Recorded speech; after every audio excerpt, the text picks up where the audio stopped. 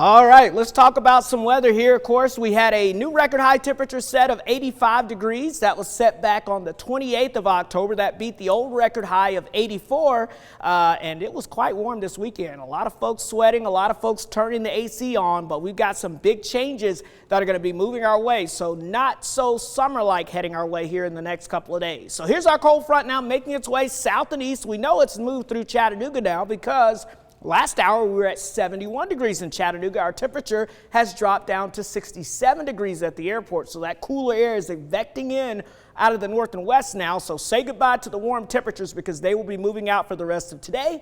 And we're going to be settling in into some much colder air coming in from the north and west. So let's look at the temperatures right now in your neighborhood because these numbers are ranging quite a bit. Try to make a forecast high temperature today.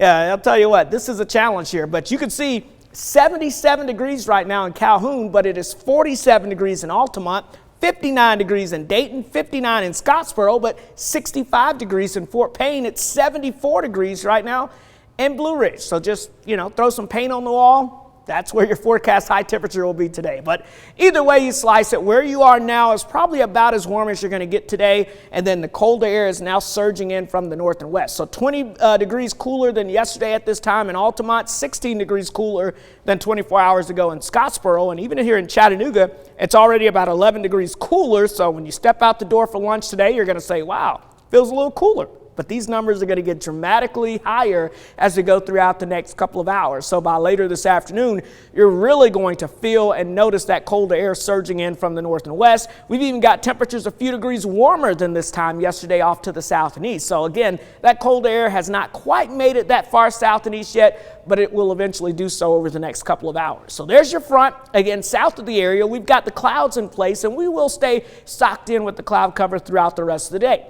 Now, you may have noticed a couple of sprinkles showing up on your windshield as you're driving maybe out for lunch this afternoon, but there's not a lot of moisture out there right now. There's a little bit more out to our south and west, and some of this will try to work its way in later on this afternoon. So I do think we'll have a little better chance of some scattered showers as we go throughout this afternoon, but rainfall amounts will remain on the light side. We're talking less than 1/10 of an inch in most locations here. So the bigger story behind that rain chance is going to be that cold air that's lurking off to the north and west, and that is what's going to be surging in from the south and east. And you can see even freezing temperatures over the northwest, and that's going to be moving our way as well in the coming days. So the rest of this afternoon, blustery, cloudy. We're going to have a chance of those spotty passing showers throughout the day. These temperatures going from the 60s down into the 50s as we go throughout this afternoon. So these high temperatures are basically where the temperatures are right now, and they will be dropping as we progress throughout the rest of today. Now tonight, notice that we'll wind up probably in the upper 30s to low 40s here in the valley areas,